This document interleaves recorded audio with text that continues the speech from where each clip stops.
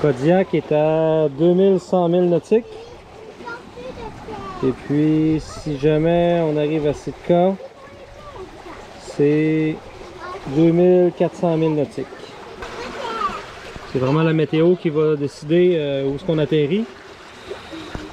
Notre port d'entrée. J'aimerais bien arriver à Kodiak pour après ça faire la côte ici tout au nord, descendre vers le sud-est de l'Alaska. Passer un gros mois dans ce coin-là. Qu'est-ce que tu as hâte de voir le plus en Alaska? Les ours. Des ours? Quelle sorte d'ours? Des ours Kodiak. Des Kodiaks? Ça serait cool, hein? J'en ai jamais vu non plus. Là, j'observe les belles lumières. Puis je profite des journées qui sont encore un peu plus chaudes. Je suis encore en short pour l'instant.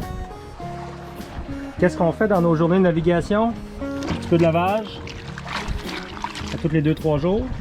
On écrit aussi des courriels avec l'Iridium, soit nos familles au Québec ou encore à des bateaux amis. Le soleil est encore très fort, il fait chaud. On met des toiles comme ça ici pour protéger du soleil. J'en profite aussi pendant que le dinghy est monté pour faire des réparations, encore une fois.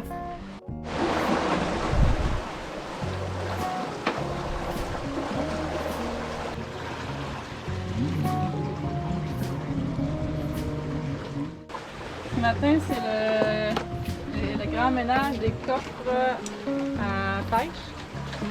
On se prépare mentalement à la pêche en Alaska. Les filles font un petit tour de couture ce matin.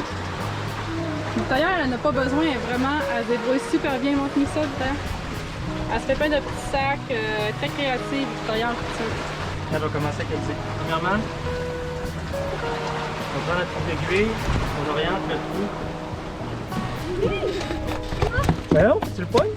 Non, mais... Hey, on se souvenait plus que c'était aussi vigoureux que ça, les maïs. Ah, Marine? Il me gosse le petit. Là, on a remis notre ligne à l'eau juste pour la rincer. Ça fait quoi, 3 minutes? Puis là, ça l'a encore mordu. Il est un peu plus gros, lui, quand même. Un maïs.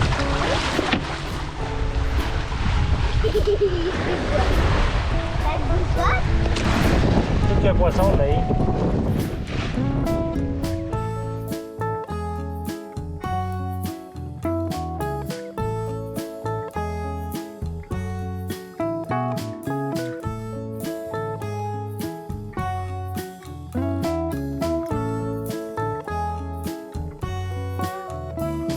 Ah ben là, c'est mon tour.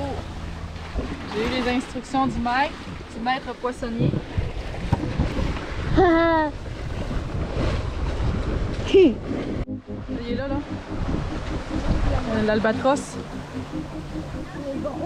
Ah oui, hein? C'est énorme.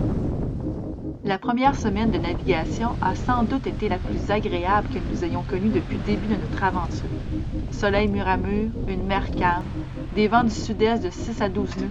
Un peu léger, penserez-vous, mais le code zéro nous a permis de progresser sans l'aide du moteur. Écoute, on était bien tranquille à voile, mais tout d'un coup, je sentais que le bateau avançait pas normalement. Puis en regardant en arrière du bateau, il y avait comme un remous qui était inhabituel. Fait que j'ai pensé qu'on avait peut-être de quoi de pris en dessous du bateau. En regardant comme ça à l'œil, on voyait rien. Vu que les conditions aujourd'hui sont quand même très calmes, je me suis plongé la tête dans l'eau avec mon masque. J'ai tout de suite vu qu'il y avait un filet. Ce qu'on a fait, c'est qu'on a rentré les voiles. Puis le filet était pris dans la quille, au fait pas dans l'hélice, mais vraiment dans la quille. Fait qu'en se ralentissant complètement, puis en reculant un peu le bateau avec le vent, ben, le filet, on l'a vu sortir sur le côté du bateau, on l'a tiré avec une gaffe. C'est quand même un bon filet, là, un bon filet de pêche. Écoute, il y a tellement de choses qui flottent dans l'eau, des filets, des bouées de pêche, des Hey, trucs. on n'a jamais vu autant d'objets flottants. Il y en a vraiment beaucoup, là. C'est... on est en moteur. Cette nuit, on a fait un bout à moteur, puis tu y penses constamment, est-ce qu'il va y avoir quelque chose qui va se prendre dans l'hélice? Ouais, on voit beaucoup de filets de pêche, des bouées, mais plein de morceaux de plastique qui flottent, des objets non identifiés, des bouteilles. Bon, pour nous autres, l'événement de la journée, c'est le filet, mais pour les filles, c'est les crabes qu'il y avait dans le filet. On est vraiment contents. Regarde le petit crabe. Regarde, il est minuscule.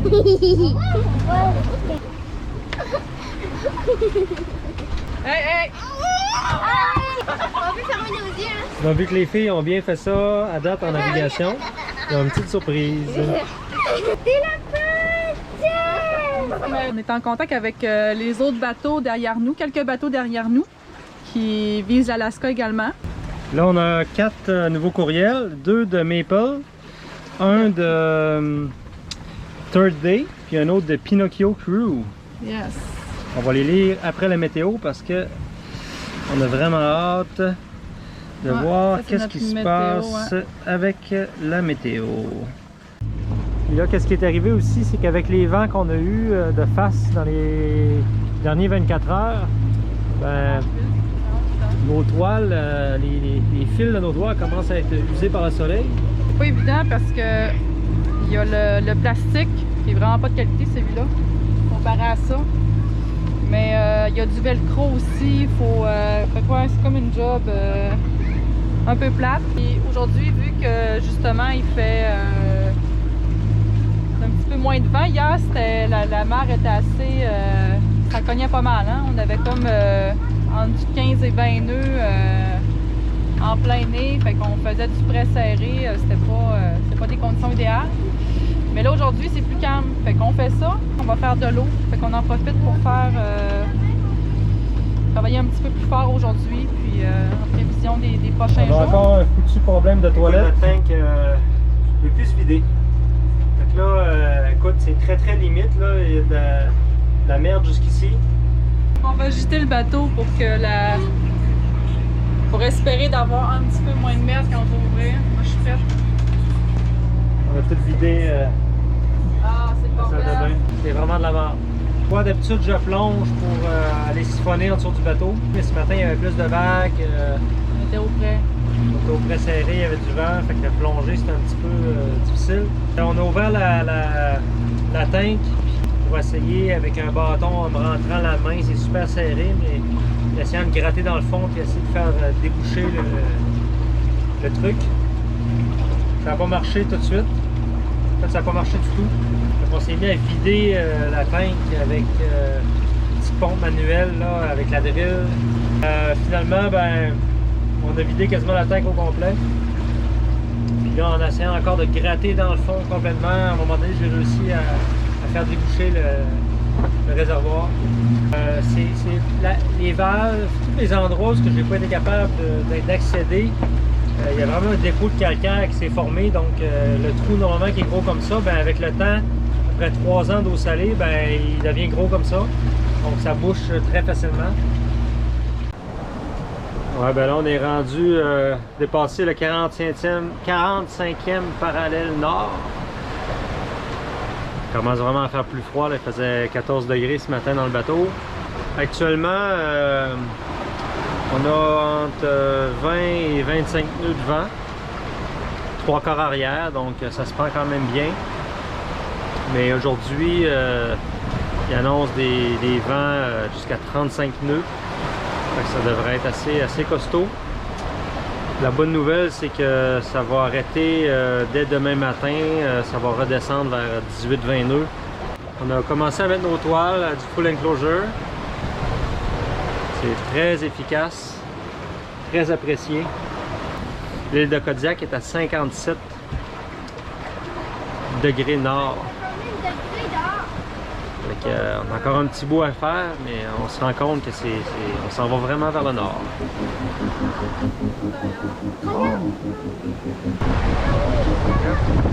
Qu'est-ce qui se passe sur l'été? Qu'est-ce qu'on entend?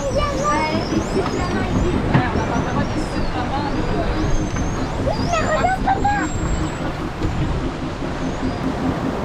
Hey, regarde ça la gang là-bas. C'est fou, hein, le bruit qu'on entend, font comme son. Ah, grosse baleine. C'est tout que des belles bêtes. Chaque jour à 9h, on a notre routine de prendre notre météo via l'Iridium. C'est toujours un grand moment parce que finalement la météo en mer change beaucoup notre confort. C'est ce qui va déterminer aussi nos stratégies pour les prochains jours. Quel angle qu'on va prendre le vent, quel confort qu'on va avoir, quelle sera la grosseur de la vague. Fait que là on attend attentivement notre météo.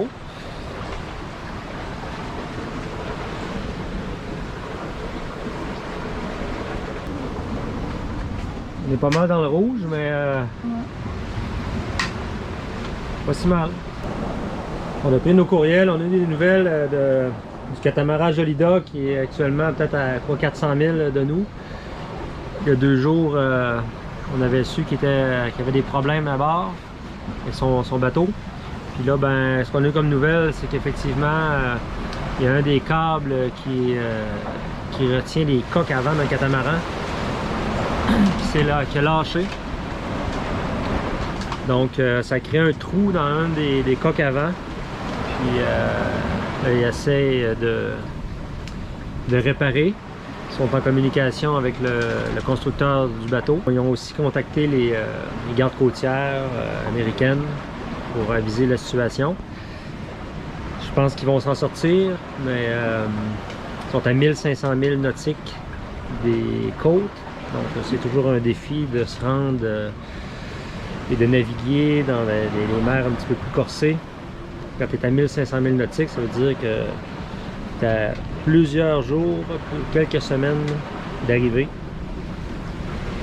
Donc on pense à eux, même si on les connaît pas beaucoup, mais ça nous fait toujours réfléchir si ça nous arrive à nous, qu'est-ce qu'on fait? Il y a beaucoup de bateaux qui arrivent des avaries. Là, on a un vent qui varie entre 23 et 28 nœuds de vent. Donc, on roule seulement avec un petit bout de grand voile sorti. On pourrait appeler, je sais pas, peut-être l'équivalent de Saint-Cry, je sais pas, quelque chose comme ça.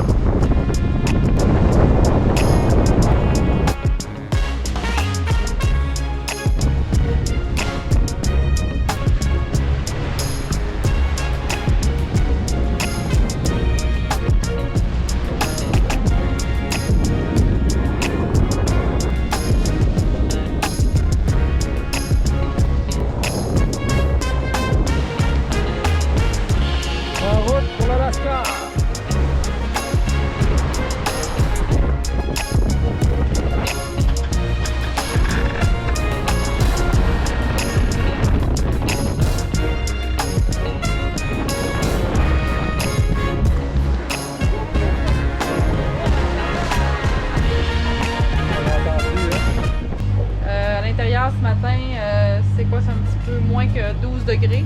Tout le monde a le moral. Les filles se plaignent pas de la température à la baisse. Deuxième semaine, beaucoup de surprises, plus de défis. Fait qu'il a fallu tirer des longs bords, ce qui faisait en sorte qu'on progressait très lentement vers notre destination. C'est pas tant le nombre de nuits qui nous fatigue comme la météo.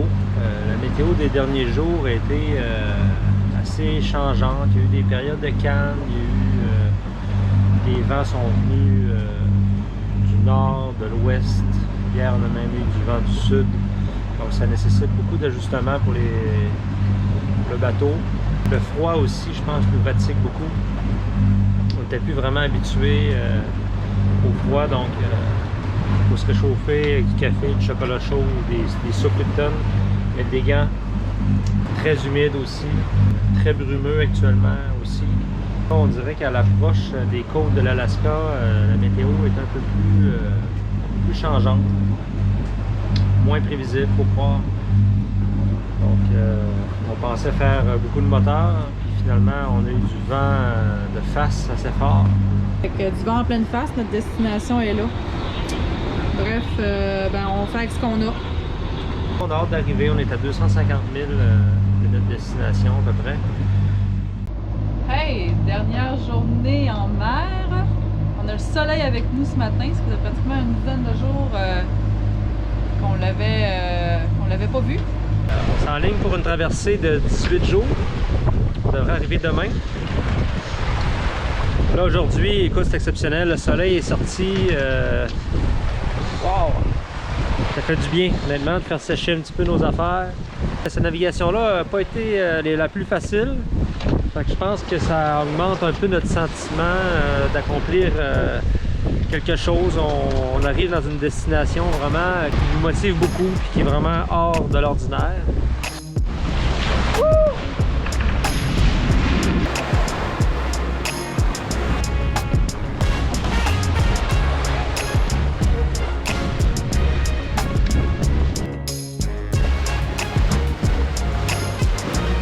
Ils sont blancs et noirs.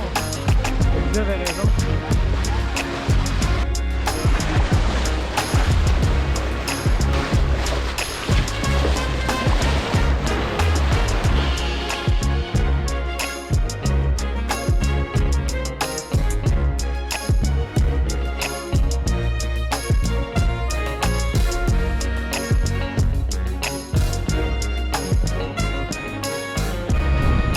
On sent que la nature ici a l'air abondante, beaucoup de canards dans l'eau. C'est sûr qu'on s'imagine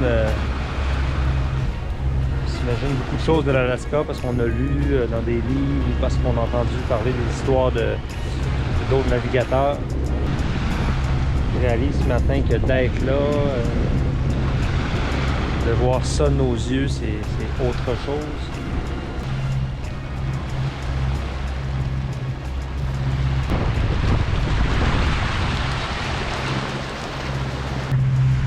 La première remarque qu'on fait, c'est les odeurs, au fait, parce qu'on réalise qu'en mer, il n'y a pas vraiment d'odeur particulière, mais quand on approche les terres, ça sent, je sais pas, ça sent la terre, un petit peu le poisson, ou comme un peu une odeur de mer aussi, je sais pas, c'est dur à décrire. C'est quoi ça sent, Alizée, ici? Ça sent un peu comme si grand-mère Gita, des fois, on allait dans des champs pour cueillir des fraises. Ça sentait un peu ça. On s'en va dans la baie de Kodiak et de l'autre bord, on va traverser ces petits rochers-là. Puis on voit la neige au loin dans les montagnes, c'est vraiment hot. Notre profondimètre a lâché juste avant de partir d'Hawaï. Fait qu'on regarde plus attentivement les cartes. Il y a beaucoup de rochers un peu partout, ils ont l'air bien identifiés sur les cartes. C'est sûr qu'un port comme Kodiak, c'est un gros port de pêche, je pense qu'il n'y aura pas trop de problèmes. On va essayer de se commander un profondimètre, puis en espérant la recevoir assez rapidement, parce que pour la suite de nos découvertes dans les baies de l'Alaska, ça va être un outil super important.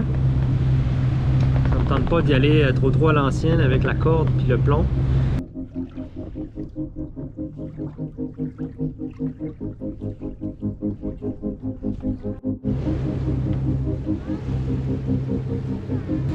Et on va attaquer bientôt. Oh yes, on arrive, c'est la fin.